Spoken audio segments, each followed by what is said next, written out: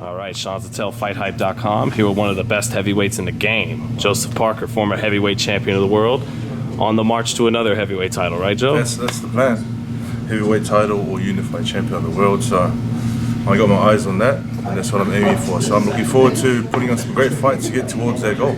Well, I know that the opponent now is announced, Alex Leapai in Rhode Island next month in July, late July. Are you trying to get the same kind of results that you did against Alexander Flores, a highlight, real brutal kind of knockout?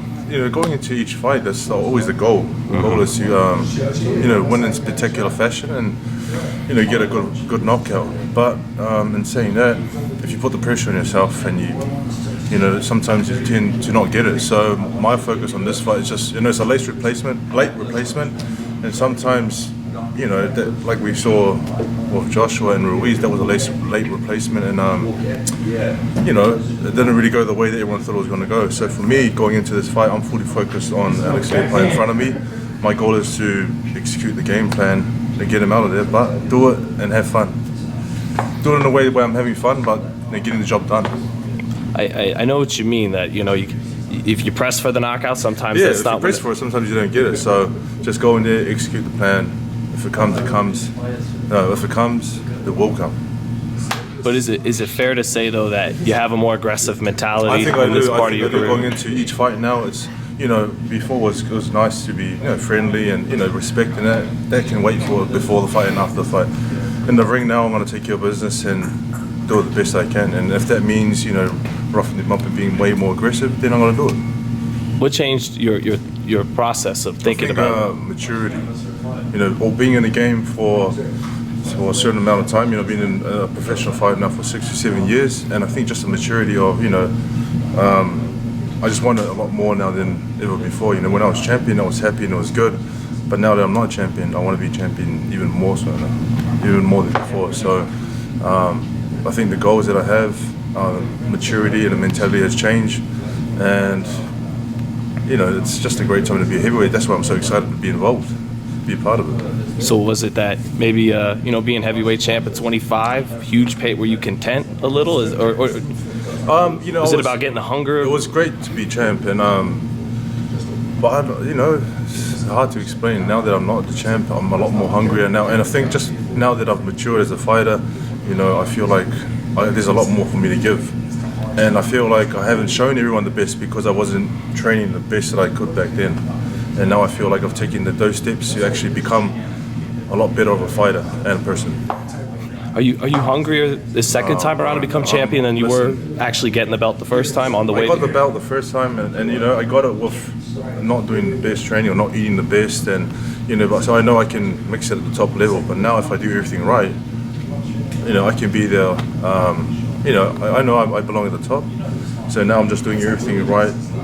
So I don't have to, when I get back to the future and turn back, I don't get to the point where I say, oh, I should have done this or I should have done that. Now I'm doing it now. You don't ever want to look back and say, man, I had the talent to win this fight. But I knew I could have done it. I knew I could have won. I knew I could have been champ, but I didn't do everything right. So now I'm doing everything right. And in 4 or 5 years' time, if I'm not champ, that means I'm not good enough. And you could live with that as long as I'm doing everything right now that you possibly can. Eating clean, sleeping well, training hard, not going out. See, all these things. So that's why I'm excited. I know I can give a lot more, and I'll show it. There's people. I'm saying it, but I want to show it more. Right. Is it? Well, Kevin said, you got fast hands, fast feet. You could punch. Is it that it almost came kind of easy? Tyson Fury talked about this. Everything kind of came almost easy. It came faster than expected. Right. And maybe I didn't know how to control the emotions when I did get it, or I got it, I was happy, but I sort of went off track here, went off track there. Now that I've lost it, it's a bit more. I got this path now it's a path that I want to go down, and I don't want to go away from this path.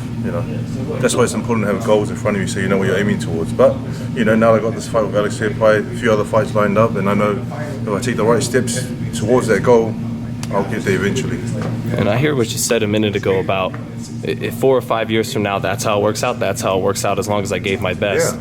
But why are you good or great enough to become the unified heavyweight champion? Why will it turn out that you I know you I'm will? the best. I know I belong at the top, and I know I'm one of the best. You know, there's other great fighters out there, but I know that I belong at the top. I've shown it before. A lot of people writing me off, but I'm doing this now for myself, more for myself, more for my little family, my young family. How many kids you got now, I've Joe? got three girls, three beautiful girls that I can't wait to see when I'm back. So I'm doing it for me, I'm doing it for them, and I'm doing it for New Zealand somewhat, but mainly for myself now. Before was a lot of people, you know, did it for my dad, did it for our team, and it was good to do it for everyone else, but now I'll do it for myself. For yourself. Yeah. Well, it sounds like, I mean, it's cliche, but it sounds like the real opponent to Joe Parker has been Joe Parker. Yeah, you know, when you go into fights and you're not 100% because of your own doings, then, you know, people don't really see what happens behind the scenes, and we tend to not say what happens behind the scenes, but, you know, the opponent or being myself is not my opponent anymore. It's my friend. Is the confidence always been? That's never been more now. You know, before I used to go into fights and think, you know, it'd be great to get a good win, and you know, it'd be great to get a good result. You know, that'll help this and that, blah blah blah. But now it's ruthless mentality. And just to close on Leapai, For fuck's sake, hurry up. I'm hurrying, Taylor. I'm hurrying. Language, beep that out. Beep. Taylor's a big guy. I don't want to. You gonna defend me, Joe, if he comes over here? Okay. I just, you know, I hold him like this. And Thank you. But do you, again, talking to Kevin about this, what's becoming a star in America mean to you? oh, listen, it's Because you're already a pretty good star in New Zealand and in the Commonwealth. But we've, you know, we're very blessed to be able to have a good following in New Zealand, you know, Australia and the UK. US is a massive market that we would like to crack as one of the top heavyweights here. So I think if we crack it, you know, we become the whole package around the world. So it's the only market that we haven't really sort of been in. Mm-hmm. So our goal, I think it's our goal and everyone else's goal as heavyweights to crack in the US market, and you know, and to fight here in Vegas. That's a dream. Well, you know, in US they love the trash talk, and that's something you don't do. But wouldn't it be interesting if one of these heavyweight pressers, the guy tries to get in your face? I just wonder how you would react to that. I just wonder. No one's really tried it, right? No one's really tried. But if it does happen, I think I know how to react. Give us some fireworks, or would you give us some fireworks? Or To do this. Yeah. Oh wait, is that to mean wrap it up, or do you mean to do it in the? Last one. And then lastly, Joe, just what'd you think of Tyson Fury over the weekend? He looked good. He looked phenomenal. He looked like he was enjoying himself, having fun in the ring. You know, great movement, great defense, and I think we're going to see a lot more from him. Exciting times. I'm going to want to ask Malik this too. And I'm sure you watched, you know, the top heavyweights of all time growing up, learning from them. Yeah. Do you think Tyson's on that path? He's as good as some of those guys? It's up to him, and you know that he's found himself again, and he wants it. You know, it's up to him to be cemented as one of the best in this era. So he's definitely got the potential. You know, as a big guy like that, 6'9", moves around nicely, good defense. You know, fights both stances. Yeah, and one of my good friends. You know, I was very proud to see the performance that he put on. And like I said, it's a dream for me to fight in Vegas one day, and I'm going to make it happen. And you touched on it there for a second, but just to close, could you let us in your boxing brain for a minute? What makes Fury what he is? Maybe the best. Unique. You know, how can you dance around for the ring for 12 rounds, that size, make it look so easy? You know, he's gifted with boxing ability, and I think, you know, we've seen him fight here in Vegas, we've seen him fight Wilder, but he's only going to get better.